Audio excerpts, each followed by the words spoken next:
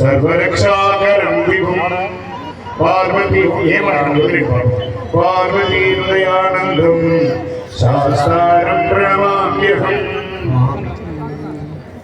विप्रपूज्यं विश्ववन्द्यं अलसोचरंడి సరిగ్గా మనకు అర్థమైంది विप्रपूज्यं विश्ववन्द्यं विष्णुशंभु प्रियं शुभं क्षिप्रप्रसादनिरतं शास्तारं प्रणमाम्यहम्